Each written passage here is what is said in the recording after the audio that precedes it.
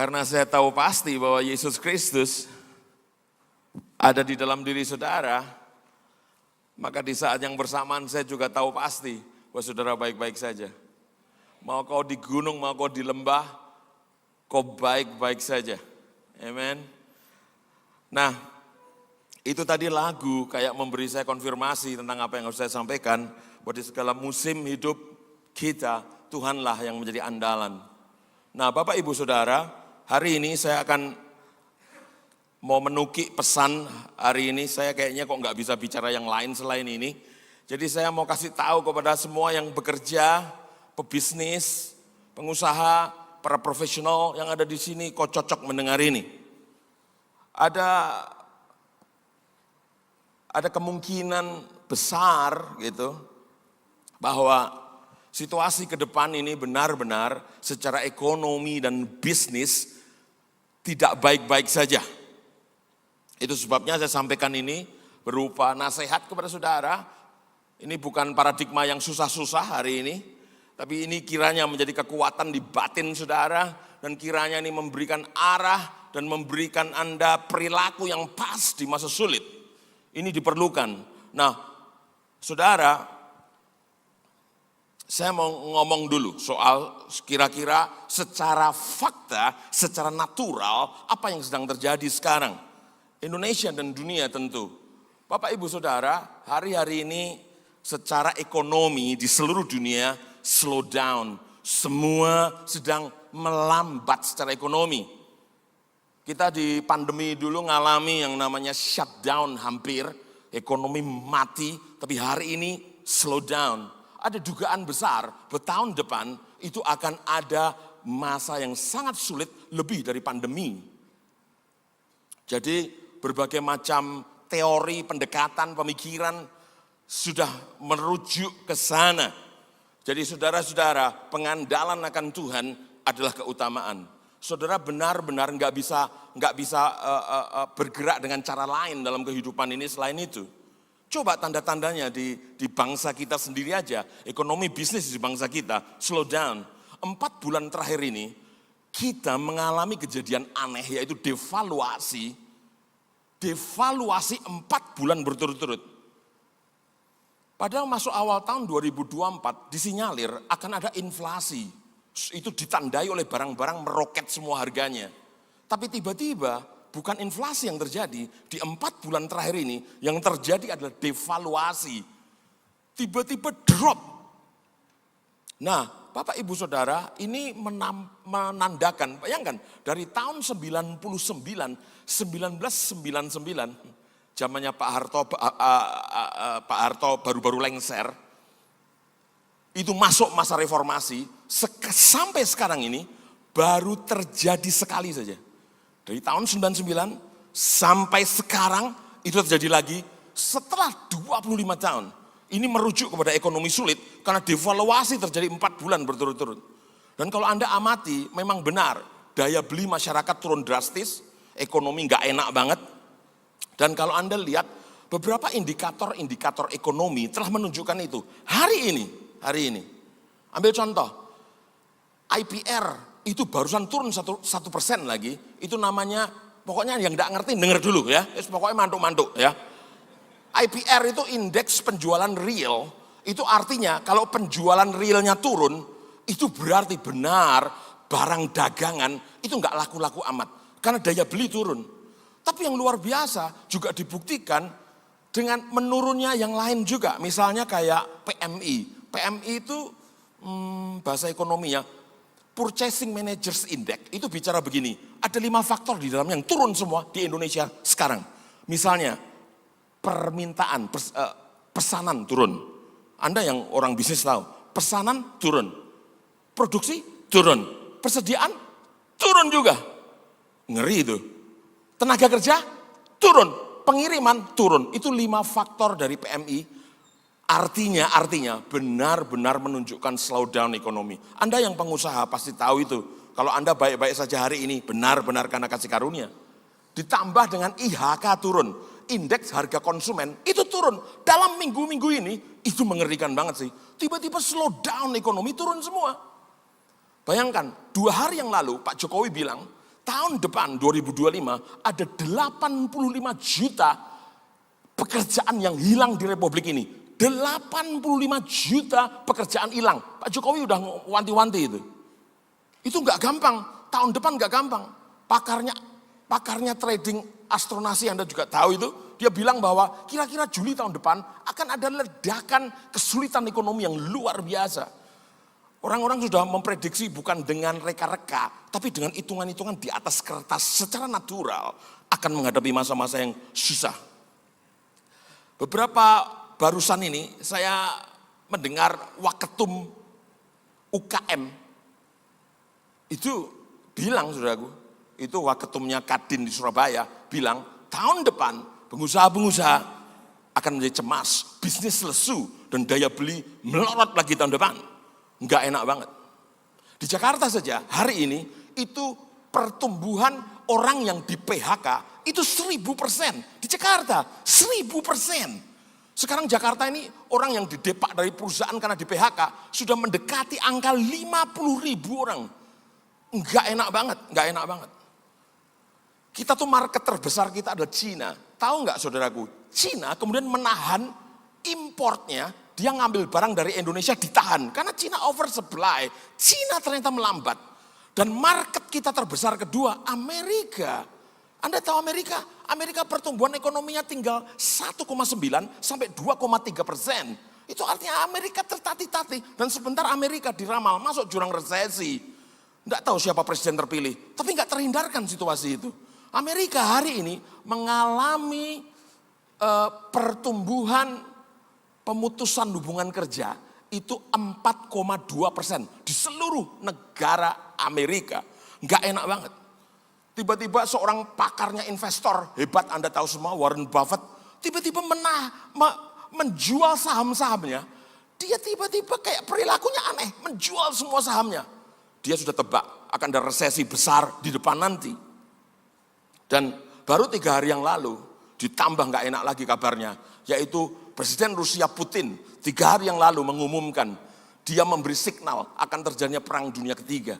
Kalau terjadi perang dunia ketiga, tambah heboh situasinya, maka ada 3 titik geopolitik di seluruh dunia yang kacau, yaitu Timur Tengah. Anda lihat ini Israel sudah kembali kemarin ledakan, tahu nggak, pager, kira-kira 5.000-an pager meledak di Libanon. Semua orang Hizbullah marah, akan ada serangan balas dendam berikutnya.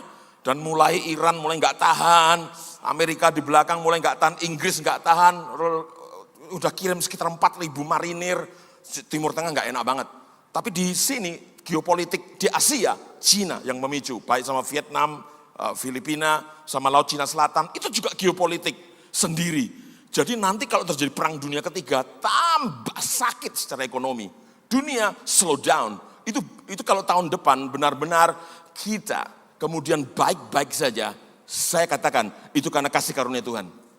Karena tahun depan jelas sulit. Hari ini saja perjalanan ke arah sulit sudah terindera. Jelas itu. Saya kira ini waktunya, saudaraku, apapun yang saya katakan tadi kalau Anda tidak memahaminya ora popo. Ya wes maklum. Tapi mau saya kasih tahu satu saja, sulit gitu saja. Saya ada di dunia bisnis.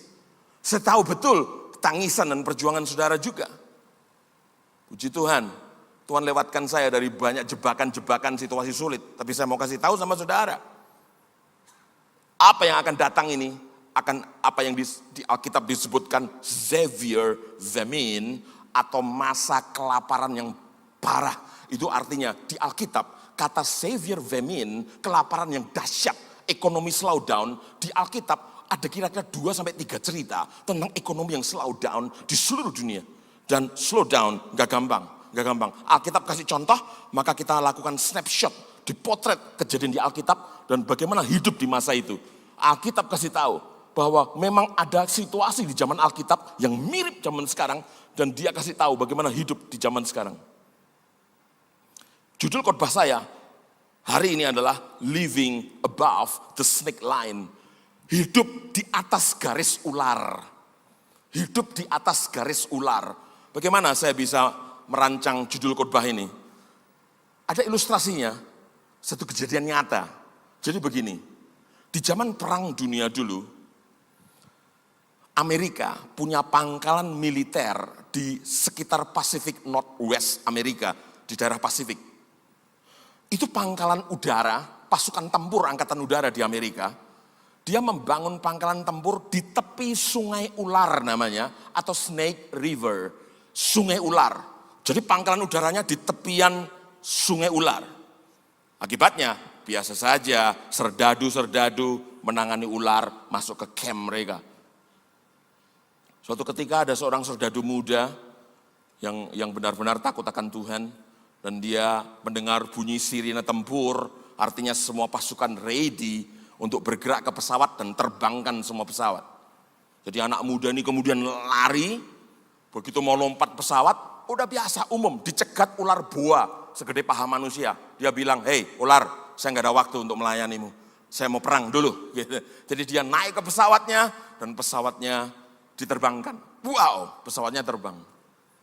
Setelah pertempuran selesai, dia baru nyadari, begitu dia mau turunkan pesawat, tuas gear untuk tarik handle keluarnya roda pesawat nggak bisa.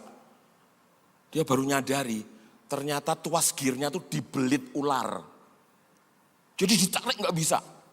Nah itu kiamat kecil itu. Kalau sampai roda pesawat nggak keluar, berarti tidak bisa landing. Bensin sudah terbatas. Jadi itu bahaya. Di saat seperti itu, tiba-tiba dia eling. Dalam keadaan kalut, ini jelas taruhannya mati. Dia eling, waktu dia umur 12 tahun, dia dibawa papinya jalan-jalan di tepian hutan di kotanya. Dan papinya bilang gini, "Nak, kalau lihat di puncak gunung itu," "Iya papa, ada apa di puncak gunung? Adakah pohon-pohon kamu lihat di puncaknya?" "Enggak ada." "Enggak ada apa-apa papa, yang ada tanah gundul di puncak gunung itu." Jadi papanya bilang, "Bener nak, di puncak gunung itu oksigen, udara tipis, nafas mulai susah. Makanya pohon enggak tumbuh di tempat oksigen terbatas." Tiba-tiba kata-kata papanya tuh di dalam pesawat terngiang-ngiang di telinganya kayak segar lagi. Jadi tiba-tiba dikasihlah hikmat dia untuk pesawatnya enggak jadi turun, tapi pesawatnya diangkat naik malah. Diangkat naik. Naik, sampai oksigen tipis. Dan di saat itulah ular yang membelit bagian gear di pesawatnya enggak tahan. Karena ular itu juga bisa ngap-ngapan kayak saudara. Jadi ularnya yang ngik, ngik. Lebih baik nyerah, ularnya ucul dewe. Jadi ularnya pada jatuh dan rodanya keluar, jebret. Dia bisa landing dengan selamat. Sejak itu ada istilah the snake line, garis ular. Di mana di bawah garis itu ular masih bisa hidup. Tapi di atas garis ular itu, ular udah gak bisa hidup. Ilustrasi ini sekedar saya mau sampaikan sama saudara supaya gini. Ular itu musuh kita bukan? Apa? Musuh kita menyerupai gendruwo kah wajahnya? Atau tuyul? No. Wajah ular itu hari ini kekhawatiran, ketakutan masa depan, kesulitan ekonomi yang menimbulkan kegelisahan. Itu ular yang membelit dadamu. Dan itu bisa meremukkan seluruh tulang-tulang di dadamu. Ular itu sedang membelitmu. Anda tahu nggak? Anda nggak bisa lawan ular itu mungkin. Yang perlu Anda lakukan begini loh. Terbang, naikkan pesawat kehidupanmu setinggi mungkin. Sampai semua copot dengan sendirinya. Ular nggak akan tahan dalam hadirat Allah. Kekhawatiran dan ketakutan hilang. Pada saat kita nyanyi lagu tadi, tiba-tiba bang, ular itu kayak copot semua. Hari ini dan hari-hari ke depan, kalau Anda tidak living above the snake line, hidup di atas garis ular, kamu kesulitan banget hidup. Karena ular itu siap terekam saudara, siap patok jidat saudara, dengan kekhawatiran, dengan kelesuan, kegelisahan, ketiadaan semangat. Anda dalam keadaan berat kalau enggak hidup di atas garis ular. Nah, di natural kita susah. Bapak Ibu Saudara, Yesus Kristus kasih contoh sama kita. Bahwa sekalipun kamu hidup di natural, bayangkan Yesus itu hidup di tengah-tengah waktu bangsa Israel susah ekonomi karena dijajah Romawi. Yesus kasih contoh sama kita semua bahwa sekalipun kita susah secara natural, tapi kita punya harapan, kita hidup bukan di langit kita, bukan di langit natural. Ada langit di atas langit natural, namanya supernatural. Di mana Allah ada di sana, di mana firman Allah ada di sana, di mana di langit itu Anda menang. Anda tidak bisa hidup under the snake line, nggak bisa. Nggak bisa living under, Anda mesti living above. Nah, itu yang terjadi. Coba Anda lihat, Yesus Kristus kasih contoh beberapa. Dia menjalani kehidupan yang natural dengan cara supernatural. Saudara, dia sarankan kita begini loh. Kamu memang hari-hari hidup natural sih. Kerja, ada sulit, duit tipis. Ya natural. Tapi begini, kerjakan semua naturalmu dengan cara supernatural. Sampai yang supernatural menjadi natural. Keajaiban, penyediaan, keberkatan itu hal biasa hari-hari. Sampai yang supernatural jadi natural. Yesus sekalipun hidup di tengah-tengah masa ekonomi sulit pada waktu itu, Yesus kasih contoh. Dia begitu lahir saja, Yesus itu sudah kasih contoh. Ada orang yang kasih cerita bagus banget. Bahwa Yesus waktu lahir, dia didatangi orang Majus. Orang Majus jumlahnya berapa? Enggak ada ayatnya, 3 orang enggak ada. Ya, itu rombongan orang Majus. Orang-orang terka-terka karena barang bawaannya. Mazmur kemenyan berarti 3. Siapa sih ngomong? Enggak ada ayatnya itu. Guru sekolah minggu sering menyesatkan. Mazmur kemenyan. Anda kalau tengok bayi, temanmu baru lahiran, terus Anda tengok bayi, kasih emas apa popok? Bedak apa kemenyan? Anda bisa dipisoi kalau kasih kemenyan. Itu bukan untuk Yesus itu. Yesus harusnya kan waktu itu bayi itu butuh popok, butuh susu, butuh pakaian, butuh makanan mungkin. Herodes marah, bayi-bayi di bawah usia 2 tahun dibunuh. Mereka dapat arahan Tuhan harus lari ke Mesir. Mereka lari ke Mesir. Yusuf tukang kayu, hidup dari mana? Mengadu nasib jadi tukang kayu di Mesir nggak laku pasti. Karena orang asing di Mesir. Mesir negara maju waktu itu. Nggak akan diterima. Siapa kamu? Orang Yahudi cari makan di tanah kami. Jadi tukang kayu. Bagaimana mereka hidup dalam pelarian? Mazmur dan kemenyan tadilah modalitas untuk hidup. Habiskan waktu di Mesir sebelum mereka kembali ke Israel. Wow. Yesus nggak berguna buat Yesus emas itu. Tapi ternyata itu menopang keluarga kecil ini untuk hidup. Anda enggak berpikir itu? Oh ya, bayangkan. Yesus kena masalah soal, Yesus kena tantangan bayar pajak enggak? Seperti saudara kan? Wajahmu aja kelihatan belum bayar pajak ini ya. Yesus soal pajak dia juga kena secara natural. Ada masalah juga. Guru, kita belum bayar pajak. Yesus itu natural, tapi dia tergantung sama Bapaknya banget. Untuk menghidupi gaya hidup supernatural yang luar biasa. Yang langsung panggil Petrus, Petrus kamu mancing. Lu ini bayar pajak kok suruh mancing. Guru, aja dolanan. Gitu. Yesus, pokoknya mancing. Nanti ikan pertama yang kamu tangkap, di mulutnya ada 4 dirham. 2 dirham untuk membayar pajakmu, dan 2 dirham untuk membayar pajak saya. Benar, dia pancing. Teng, ikan pertama betul. 4 dirham di mulut ikan. Pas. Kok enggak kelebihan 5, 3 itu kan enggak pas nubuatannya. Kok ya 4? Tuhan tuh kalau kasih keajaiban sama kau, itu akurat, akurasi tingkat tinggi. Tuhan tuh akurasinya luar biasa. Di natural terjadi keresahan karena 5.000 orang, ini hari udah petang, 5.000 orang belum makan. Biasa saja kita menghadapi itu juga toh. Oh, wajahmu sekali lagi menunjukkan kurang makan. Cemas. Tapi Yesus biasa aja. Cuman, ya wes tenang. Guru, enggak mungkin mereka itu kita kasih makan. Kalau pulang juga kemalaman, gimana di jalan, gimana solusinya dong? Di natural enggak ada harapan, tapi selalu ada harapan di supernatural. Selalu Tuhan punya jawaban. Jadi dia pergi kepada murid-muridnya, punya berapa tau kita ini? Santai aja, 5 roti 2 ikan, sedikit kan? Orang peduli. Itu 5 roti 2 ikan itu diangkat ke udara, diucapkan eulogio, mengucapkan berkat. Di dalam roti ditanam berkat. Apapun yang ada dalam dirimu, mau perusahaanmu, mau piringmu, mau apa, mau uangmu, mau perusahaanmu, apapun gini, ditanam blessing. Begitu diangkat di udara, Yesus mengucapkan berkat. Itu eulogio, itu artinya spiritual blessing. Di dalam nasi, di dalam duit, di dalam perusahaan, di dalam apapun upayamu, ditanam berkat. Begitu dicuil-cuil, 5.000 orang gelegeen bareng. Warak, kenyang semua 5.000. Bahkan sisa 12 bakul. Muridnya Yesus 12, itu jumlah panitia. Lah kalau bakulnya tuh cuma sisa 11, itu Petrus bisa bunuh Yohanes.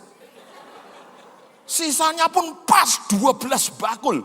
Jadi pas itu upah panitia yang bagi roti. My God. Yesus tuh kalau bikin mujizat akurat, akurasi tinggi. Terselesaikan juga persoalan natural. Suatu ketika Yesus mau ke Yerusalem, butuh kuda tunggangan. Saudara aku tahu, keledai. Di ujung jalan sana, dia ngomong sama murid, kau akan ketemu keledai. Ambil itu, pinjam, mau jadi kuda tunggangan saya. Tuhan gak mau yang lain. Keledai pada masa itu kalau hari ini seperti BMW. BMW. Di masa kering kerontang di Israel secara ekonomi, Yesus tetap naik keledai. Saya bukan pengajar kemakmuran, saya cuma mau ngomong sama saudara bahwa Tuhan gak kurang-kurang sumber daya untuk mencintaimu dan membuktikan penyediaannya bagimu. Tuhan gak kurang-kurang, amen. Di masa sulit kau pandang teman, teman makan teman banyak. Aku hari ini kan melayani pimpinan-pimpinan perusahaan hari-hariku. Dulu aku 90% latih pendeta, sekarang 90% aku hidup dengan orang-orang marketplace. Jadi saya tahu betul tentang kisahnya pengusaha dimakan temannya, sering. Tuh kan, kamu kayak wajahmu tuh korban. Nah, oh iya, gak ada harapan nih natural. Kau ngomong pengalaman saya bisnis 30 tahun, gak ada gunanya itu. Di masa pandemi semua dinolkan.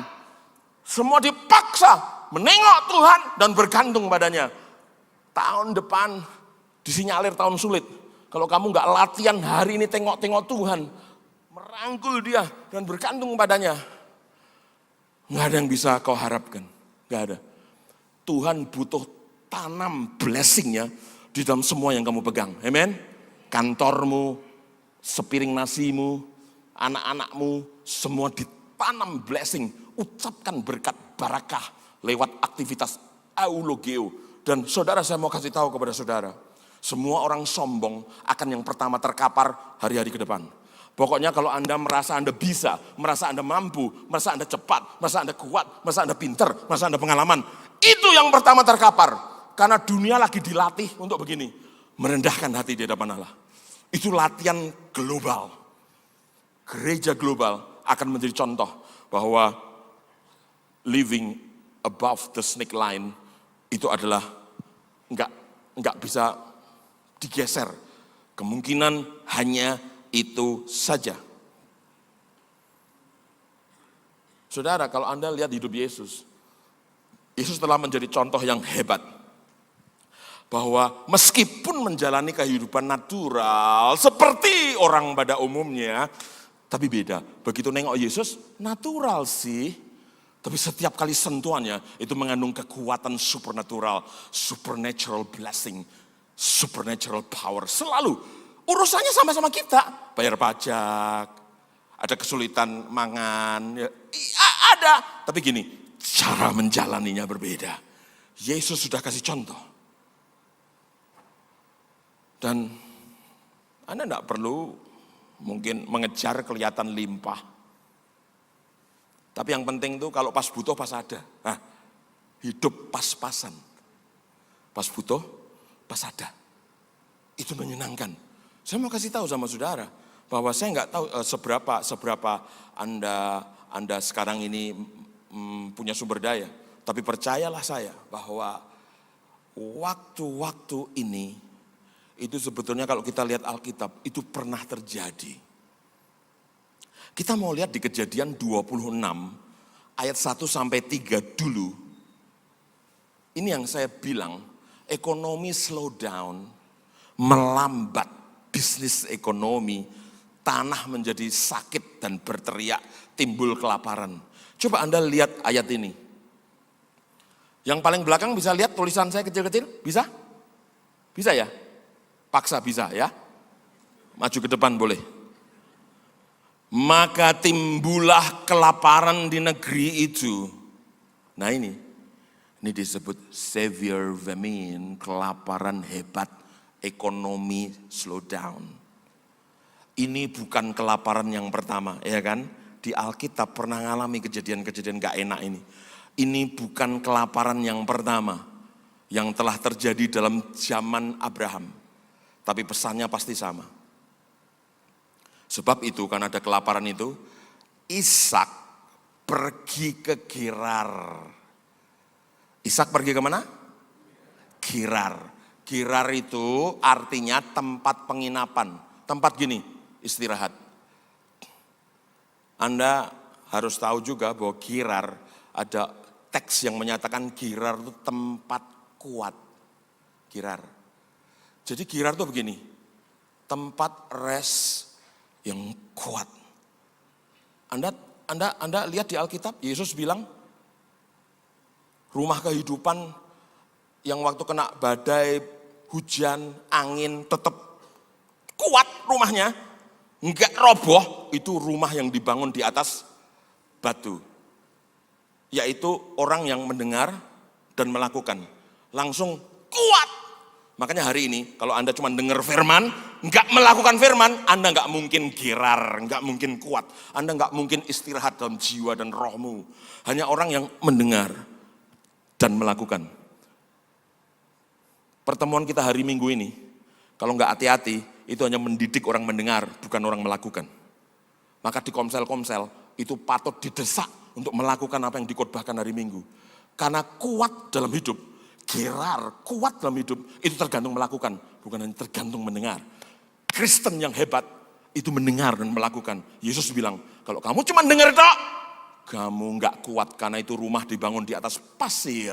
Nanti kalau ada hujan, angin, banjir, badai, tahun depan, kamu enggak tahan. Hari ini, yang kuat, itu ada gini, mendengar dikit, ngelakuin. Mendengar, ngelakuin. Itu Kristen kuat. Makanya kalau khotbah hari Minggu kayak gini, dicatat, diingat-ingat, langsung pulang kebaktian, bikin action plan, rencana tindakan sesuai khotbahnya. Aku tuh kalau dengar apa-apa langsung, pi ngaku gini, pi melakukannya. Gimana action plan-nya? Jemaat yang terlatih membuat action plan, tindakan segera setelah mendengar, itu jemaat kuat, dibangun di atas batu, bukan pasir. Pertanyaan pemuridan itu bukan begini. Tole, kamu ngerti belum yang aku katakan? Bukan pertanyaan pemuridan itu. Pertanyaan pemuridan begini. Kamu udah melakukan yang kamu ketahui? Orang kuat tuh karena melakukan. Bukan karena mendengar saja. Anda berbahaya jika Anda hanya mendengar saja. Nah, Anda lihat ayat ini bilang, sebab itu Ishak pergi ke Gerar kepada Abimelech, raja orang Filistin. Akhirnya dia ketemu raja kafir, tahu nggak? Hidupnya itu diberkati Tuhan malah lewat orang kafir. Saya nggak tahu. Hari ini, besok, lusa, tahun depan, ada banyak sumber-sumber yang Tuhan kirimkan kepadamu yang mungkin bukan anak Tuhan. Tapi Tuhan pakai sebagai Abimelekmu. Dan kira-kira sejak masuk tahun depan saja, saudara akan membuktikan kata-kata saya ini terjadi sama saudara. Anda akan ada di tempat-tempat di mana supply kerajaan kepadamu enggak kurang-kurang. Tahu enggak, sekarang kau perlu temukan tempat girarmu. Apa yang kamu dengar dari Tuhan, cepat bikin action plan supaya kamu cepat kuat. Hanya orang-orang yang Seperti itulah yang istirahat dalam hadirat Allah di masa paling badai sekalipun. Gerar itu tempatnya kira-kira sebelah tenggara Gaza, itu Gerar. Nah, which is itu tempat untuk dalam kesementaraan dipelihara itu si Ishak di Gerar itu. Coba, Ishaknya ini luar biasa loh. Di saat ekonomi slow down, mendengar Tuhan. Dan melakukan. Mari kita lihat, Anda juga gitu, Anda gak akan kuat, ke depan gak akan kuat. Akan ada serial kesulitan di Indonesia dan dunia. Dan sekarang serial kesulitan sudah ada, sudah mulai.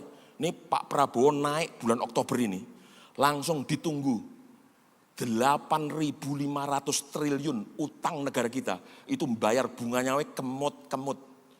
Dan APBN ke depan, begitu Pak Prabowo naik, 600 T udah habis.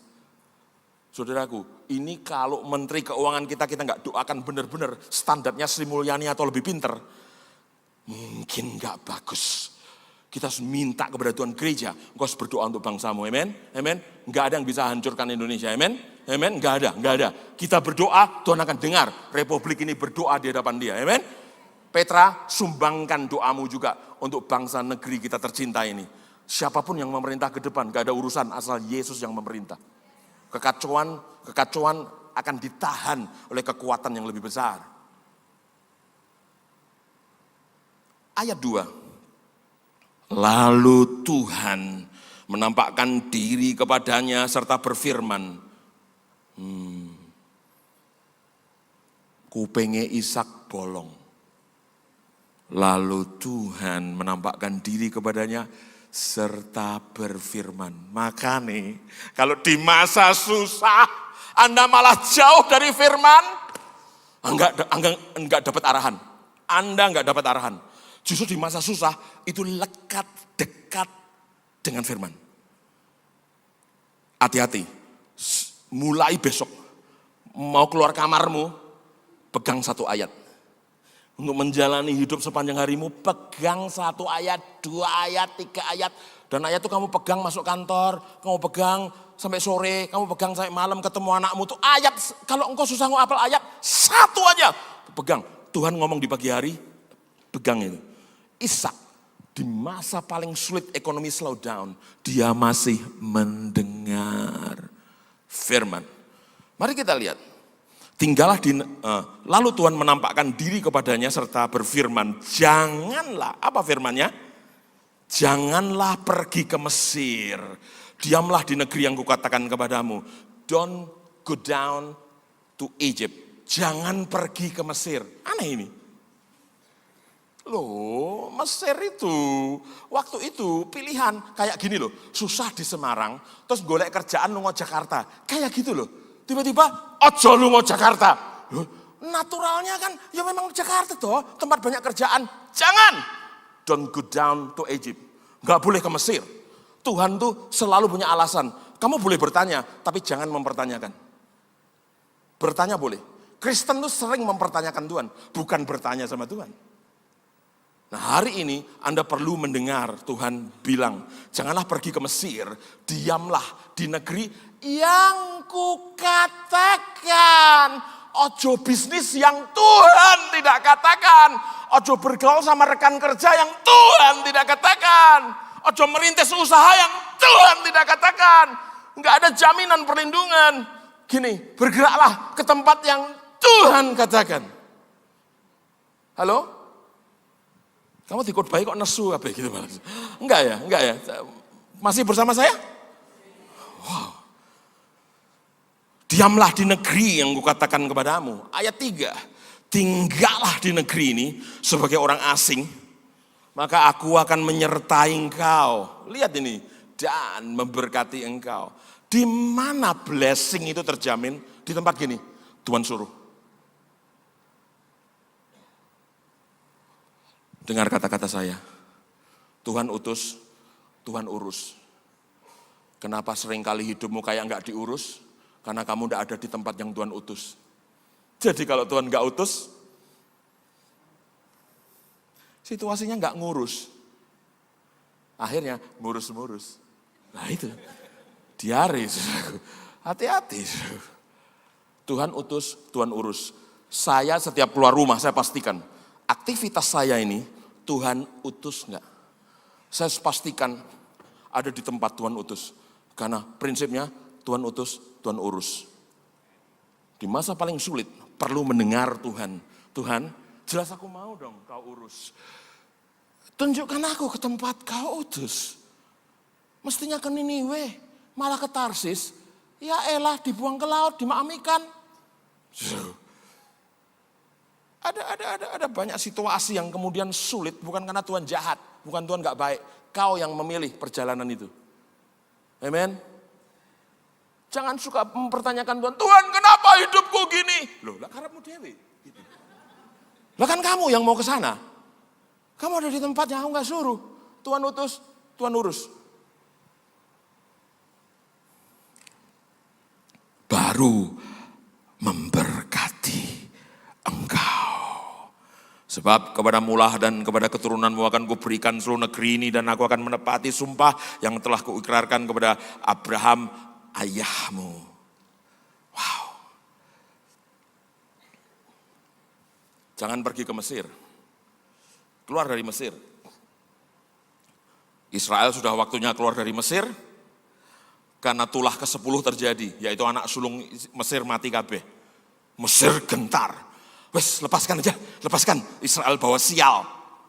Besoknya dilepaskan oleh Firaun, Israel 2 jutaan kira-kira orang keluar dari Mesir. Itu tiba-tiba Mesir kehilangan 2 juta budak sekaligus. Wah, tapi daripada mereka sengsara karena tulah demi tulah, besok keluar Mesir, malam ini tiba-tiba semua ibu-ibu di Mesir itu tiba-tiba jadi berempati, belas kasihan sama orang Israel, pengen nyangoni. Terjadilah perpindahan kekayaan, transfer of wealth. Ini kata-kata saya, perpindahan kekayaan. Kiranya ini terjadi untukmu semua. In the mighty name of Jesus Christ, kamu akan dalam keadaan terpelihara. Tiba-tiba malam itu, ibu-ibu di Mesir nyopot antingnya, nyopot gelangnya, kalungnya, terus diwenehno semua orang Mesir itu, orang Israel itu. Nih, oleh-oleh, besok kamu pulang. Ini aku kasih.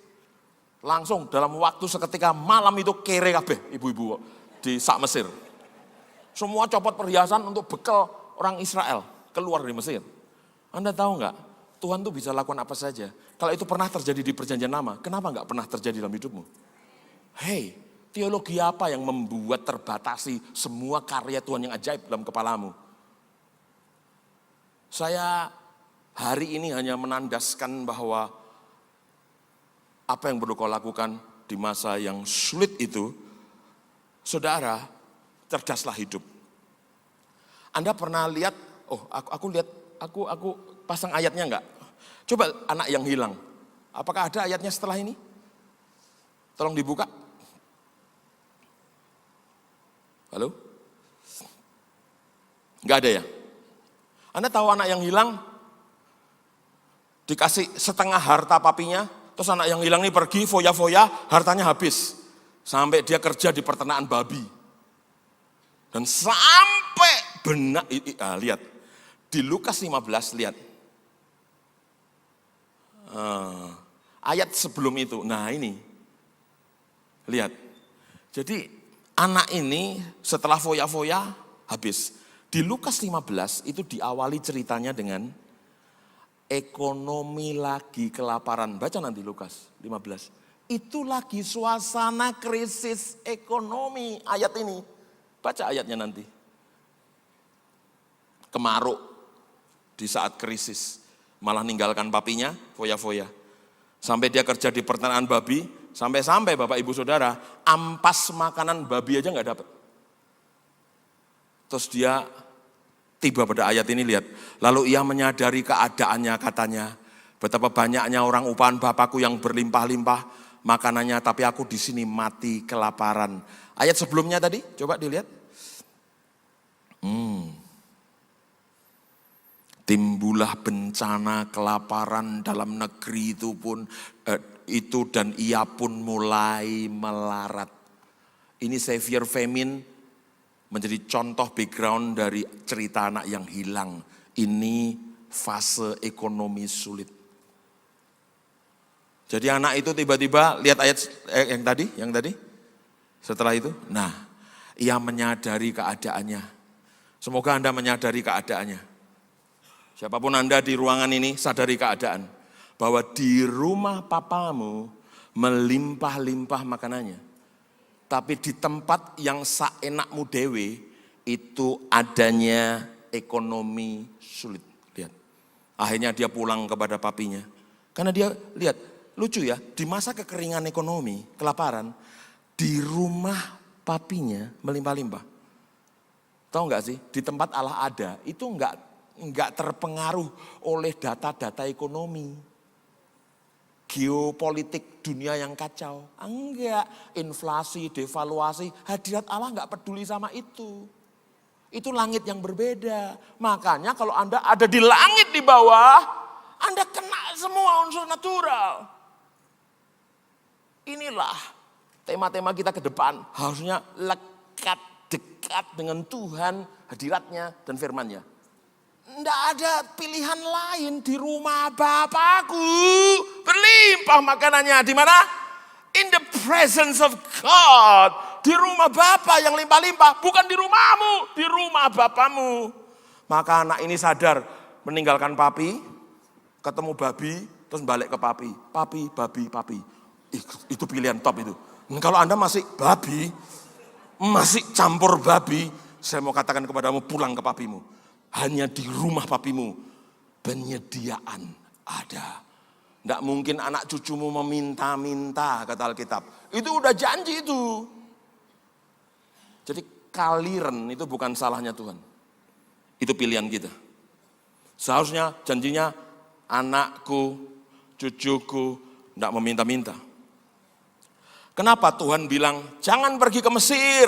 Tadi pesan sama Ishak. Baru kita ngerti ayat ini. Ulangan 11, nggak boleh ke Mesir. Ulangan 11 ayat 10 sampai 11. Lihat, kenapa nggak boleh ke Mesir? Sebab negeri kemana engkau masuk untuk mendudukinya. Bukanlah, maksudnya tanah Kanaan. Bukanlah negeri seperti tanah Mesir. No, Kanaan beda sama Mesir. Makanya Ishak nggak boleh pergi ke Mesir. Dari mana kamu keluar? Yang setelah ditabur dengan benih, harus kau airi dengan jerih payah seakan-akan kebun sayur. Tahu nggak? Orang Mesir itu luar biasa. Ngandalin Sungai Nil aja kadang kering. Terus mereka cedok Sungai Nil, terus mereka pergi jauh dari sungai, terus dicipratkan di tanah, terus diinjek-injek sepanjang hari. Rekosone luar biasa. Itu seperti kutuk di Taman Eden. Kamu akan berpeluh. Susah payah mencari makananmu, mencari rezekimu. Di Mesir susahnya minta ampun. Itu berkebun caranya diinjak-injak. Waktu itu belum ada peralatan modern.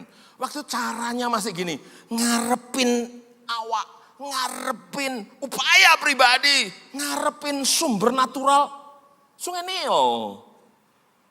Bukan kayak gitu hidup, ngandalin natural. No, jangan pergi ke Mesir. Lihat. Yang setelah ditabur dan dengan benih harus kau akhiri dengan jerih payah seakan-akan kebun sayur. Ayat 11. Tetapi negeri kemana kamu pergi untuk mendudukinya, maksudnya Kanaan, ialah negeri yang bergunung-gunung dan berlembah-lembah. Lihat, sumber airnya beda. Kalau yang tadi di bawah, Sungai Nil, sumber dan upaya manusia. Kalau ini, mendapat air sebanyak hujan yang turun ke langit. Kalau Mesir, ngandalin di bawah.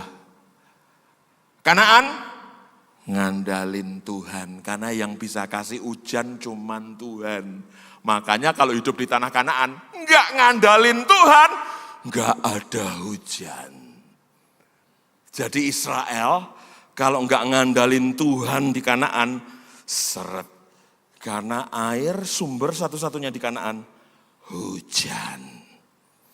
Nah, semakin ngandalin Tuhan, Tuhan suka itu.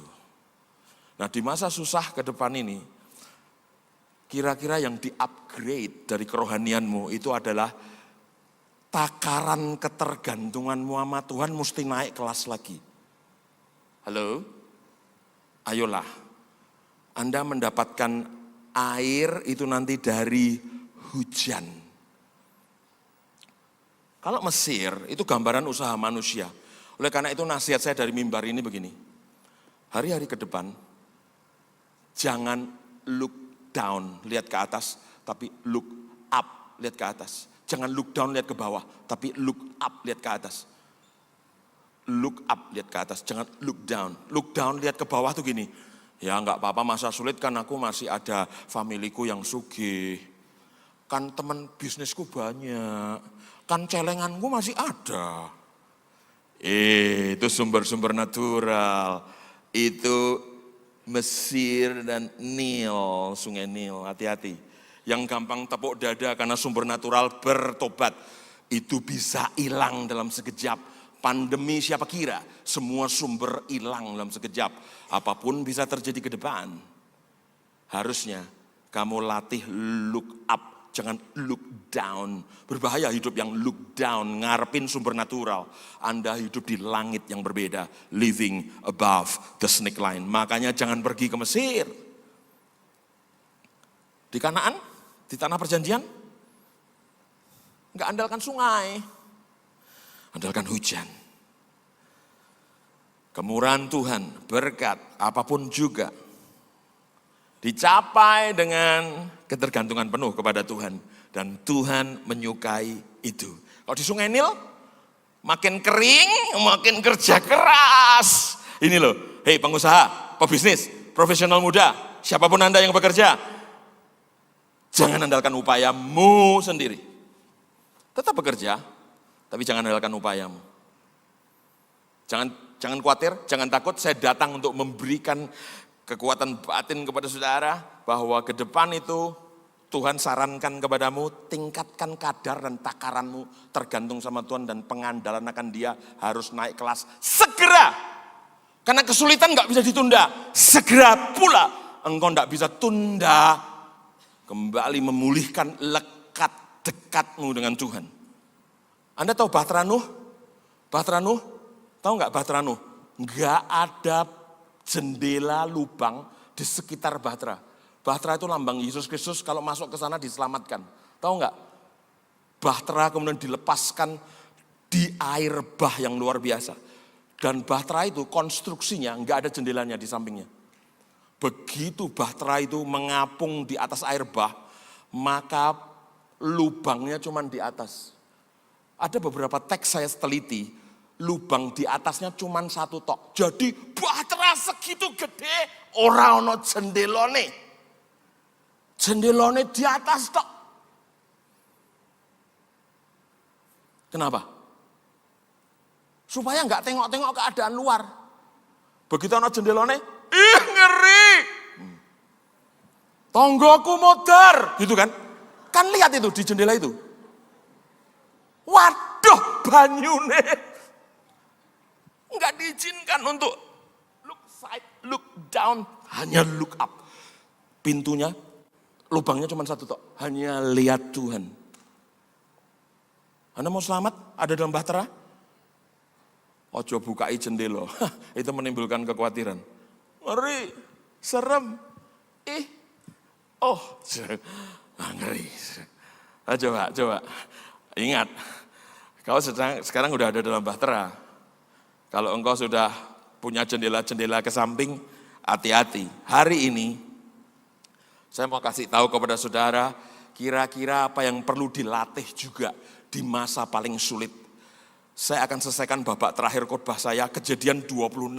Tadi kan Kejadian 26 ayat 1 sampai 3. Sekarang ayat di bawahnya, yaitu 12-13.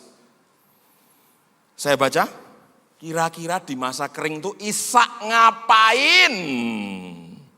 Enggak pasif, ngandalin Tuhan, udah dia main yang kamar. Jadi bertapa sampai lumutan. Enggak. Ada aktivitas yang dituntut dari saudara. Ini opposite spirit, roh yang berkebalikan. Ini paradoks. Uang kekurangan, kok suruh ngasih. Wong orang duwe kok seperti duwe. Oh saudara, ini paradoks, ini menguji imanmu di masa sulit. Nah inilah perilaku di masa sulit yang diceritakan di Alkitab. Tentu ini hubungannya sama Ishak.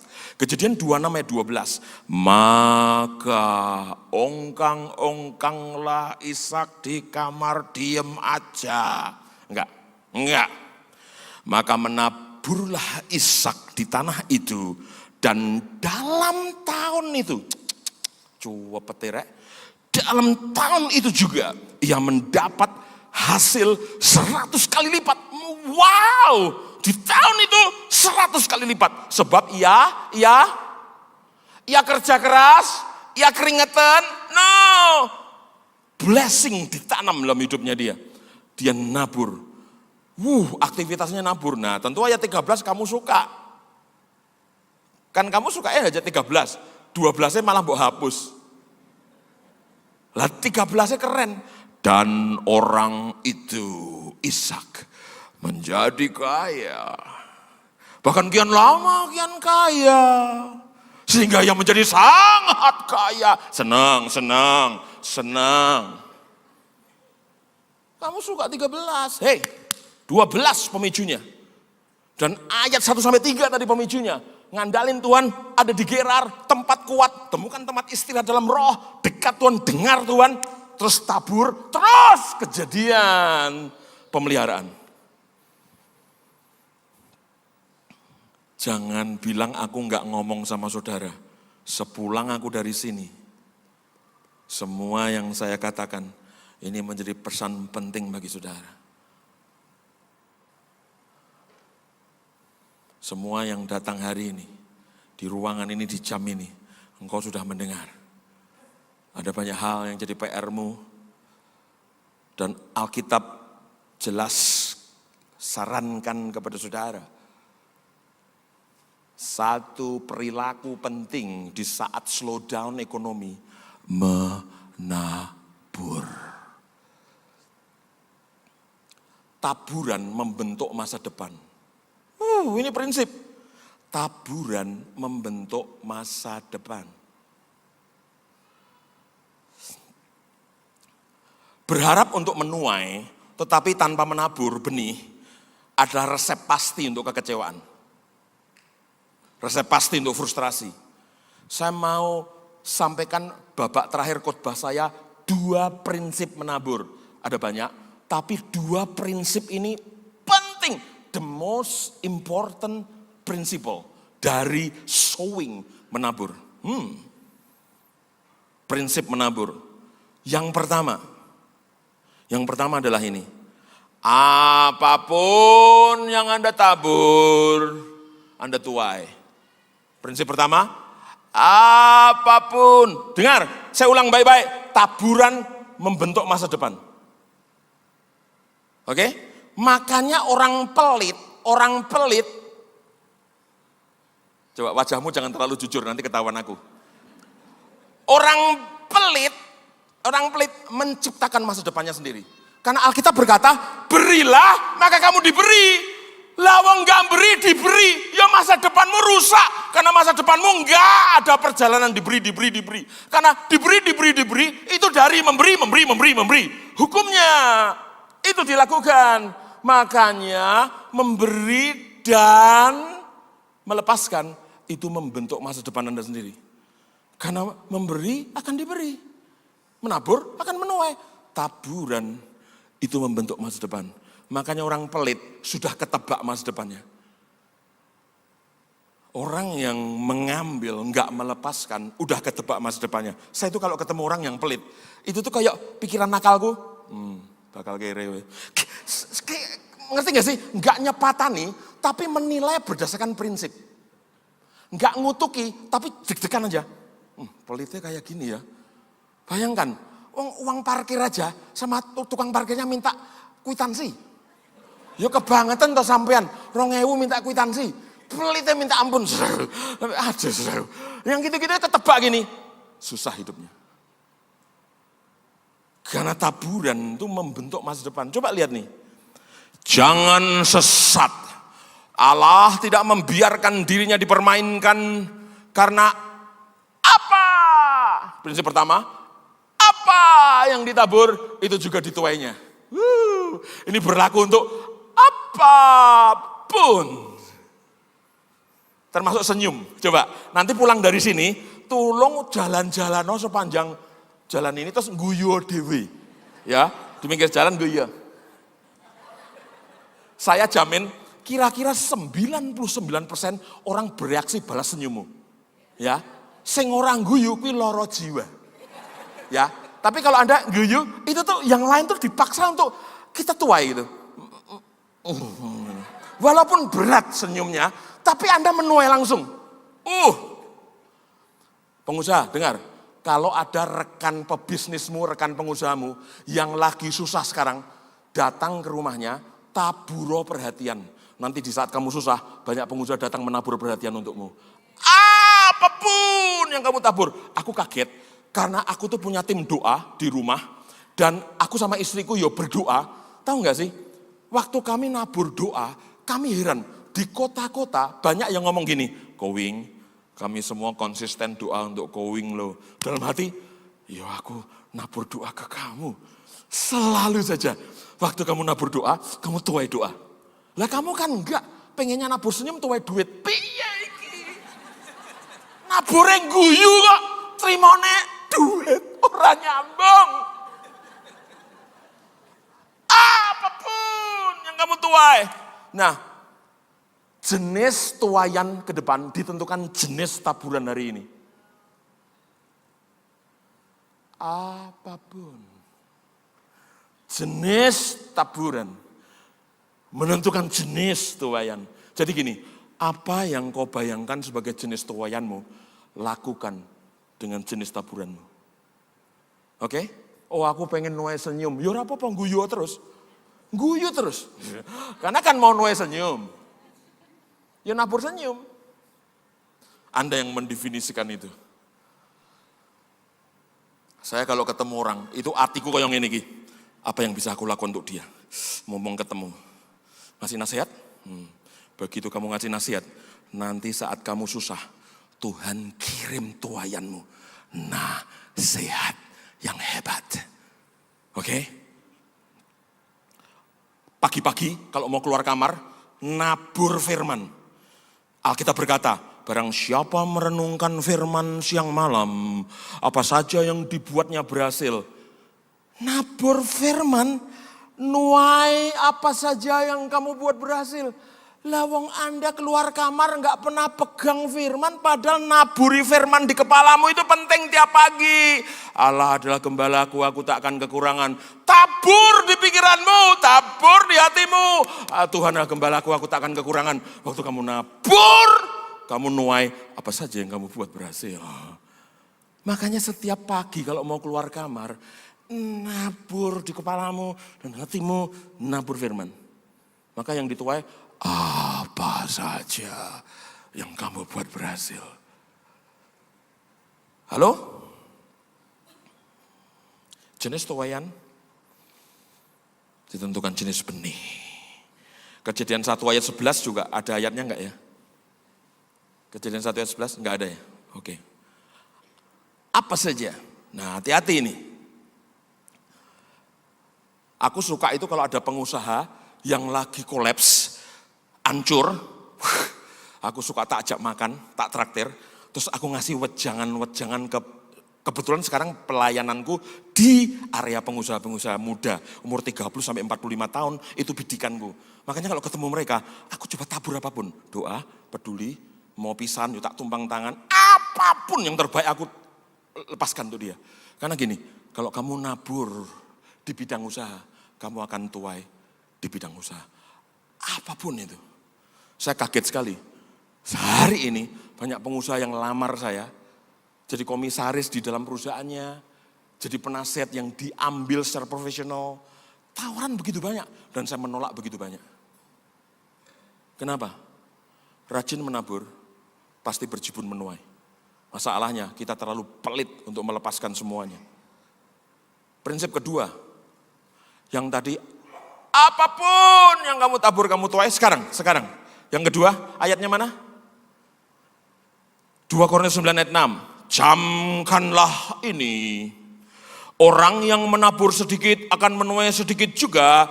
Dan orang yang menabur banyak akan menuai banyak juga. Kalau kamu perhatikan pasal ini, itu betul-betul gak usah ditafsirkan macam-macam. Itu wilayah keuangan dan pemberian. Baca nanti 2 Korintus 9. Orang yang menabur sedikit akan menuai sedikit. Yang menabur banyak akan menabur banyak. Tadi yang pertama, apapun. Yang kedua, seberapapun. Beda. Anda akan menuai secara proporsional sesuai yang Anda tabur. Proporsional. Karena nabur banyak, tuai banyak, nabur dikit, tuai dikit. Paradigmanya, Andalah yang dikasih hak istimewa oleh Tuhan menentukan ukuran penuaianmu sendiri. Wah, kamu yang menentukan ukuran penuaianmu. Alkitab bilang tuh, enggak tak tafsirkan macam-macam. Nabur dikit, oh tuai dikit. Nabur banyak, oh tuai banyak. Kamu menentukan besaran tuaianmu sendiri. Ini yang aku bilang, nasibnya orang pelit bahaya. Besarannya bukan hanya apa yang kamu tabur, tapi seberapa yang kamu tabur. Besaran tuaian ditentukan besaran taburan. Ini dia. Kita menentukan ukuran penuaian kita sendiri. Wow. 2 ayat terakhir setelah itu selesai. Amsal 11 ayat 24 sampai 25. Ada yang menyebar harta, tapi tambah kere. Itu? Enggak kan? Gimana coba? Hukumnya berlaku enggak? Nyebar harta kok tambah kaya? Aneh. Ini cocok di masa sulit nih. Karena ada profilnya, yaitu Ishak tadi.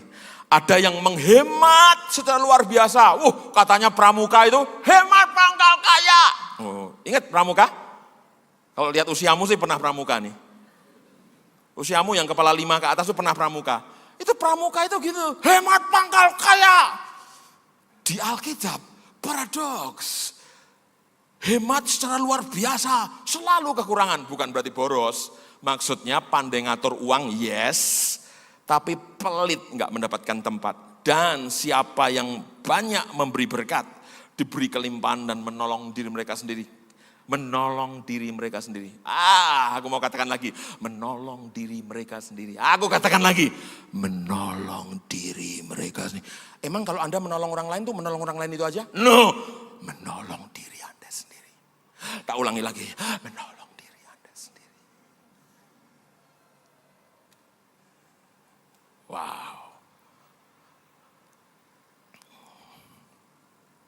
Ayat terakhir. Tuhan akan membuka bagimu perbendaraannya yang melimpah, yakni sungai Nil. Gitu? Enggak, kan aku udah bilang, orang-orang Kanaan macam saudara, enggak dari sungai Nil. Tuhan akan membuka bagimu perbendaraannya yang melimpah, yakni baca sama-sama, langit, look up, don't look down, untuk memberi hujan bagi tanahmu. Tanahmu tidak dari sungai Nil airnya, dari Bapamu di surga. Bergantunglah sama Dia. Untuk memberi hujan bagi tanahmu pada masanya dan memberkati segala pekerjaanmu. Amin, amin, amin. Dari depan sana sampai pojok sana di atas, kamu semua baik-baik saja di pekerjaanmu. In the mighty name of Jesus Christ. Yang belum punya kerjaan, sejak saya ngomong ini, kamu akan menjumpainya. Dalam nama Yesus Kristus. Kenapa saya mesti berani mengatakan ini? Karena kalian harus menjadi terang. Kalau kalian nggak diberi, bagaimana memberi kota Semarang? Kalau kalian miskin, bagaimana memperkaya tetanggamu? Saya berani melepaskan ini kepada saudara. Karena Anda harus diperkaya dengan segala kebaikan. Supaya Anda bisa memperkaya kota Semarang. Halo? Kalau kau nggak punya, bagaimana engkau membuat orang berkekurangan berpunya? Engkau harus memiliki. Dalam nama Yesus Kristus, saya telah memberikan guidance, tuntunan kepada saudara, dan Tuhan sedang menjadikan gereja ini sebentar lagi lebih misioner. Jadi anak-anak terang yang membawa kelimpahan di tanah gersang. Di Semarang ini, Anda termasuk himpunan orang-orangnya Tuhan yang akan bersinar di masa paling gelap. Orang ketemu Anda tuh ketemu generasi bintang. Di tempat paling gelap justru Anda bersinar paling terang. Amen. Memberkati segala pekerjaanmu. Sehingga engkau, yang ada amin tok yang ngalami. Yang menang orang ngalami. Memberkati segala pekerjaanmu. Nah lumayan, tambah kira-kira 50. Memberkati segala pekerjaanmu. Amen. Kiranya sorga menanamkan blessing untuk pekerjaanmu, kehidupan finansialmu, kantormu, anak-anakmu, bojomu, semua ditanam blessing. Sekarang sorga pagi ini lagi mengucapkan eulogio, melepaskan blessing untuk apapun yang kamu sentuh. Bukan demi dirimu, demi misi Tuhanmu selesai lewatmu. Amen. Mari kita bangun hal indah di Semarang, tapi kan pakai duit. Makanya kamu harus cium-cium seluruh penyediaan Tuhan. Tahun depan kalau masa sulit, enggak peduli. Kamu hidup pada langit yang berbeda. Amen. Living above the snake line. Dikatakan, sehingga engkau memberi pinjaman kepada banyak bangsa. Wah! Loh, orang sing amin. Ngeri loh gereja ini. Sehingga engkau memberi pinjaman kepada banyak orang. Kepada banyak bangsa. Amin dong. Masa kena pinjol terus sampean niku. Kepalanya sampean kelihatan benjol-benjol ini pasti karena pinjol. Saudara, saya mau kasih tahu sama saudara, Anda takdirnya memberi pinjaman. Kok terjebak pinjol? Hei, terjebak pinjol bukan nasibmu. Dalam nama Yesus selesai. Selesai hari ini. Selesai hari ini. In the mighty name of Jesus Christ. Selesai hari ini. Engkau cocoknya makhluk memberi berkat. Gitu loh. Engkau adalah orangnya Tuhan. Dan Tuhan akan pakai saudara. Tapi engkau sendiri tidak meminta pinjaman. Living above the snake line. Sebentar kebaktian bubar, tapi pergilah ke duniamu yang kecil itu, dan begini, jadilah harapan. Amen. Nanti kalau masa sulit apapun yang datang, orang lihat saudara itu lihat harapan. Amen. Amen. Karena orang nggak bisa lihat Yesus. Mana Yesus murah ketok? Lihat aku. Saya merepresentasi Yesus Kristus Tuhan saya. Kau lihat saya, kau lihat kehidupan Yesus yang penuh berkat. Yesus jalan di natural secara supernatural. Lihat saya. Nanti tetanggamu akan heran dan mereka akan bertanya, apa rahasiamu? Kamu baik-baik saja. Yesus harus keluar dari mulutmu. Amen. Amen. Bangkit berdiri.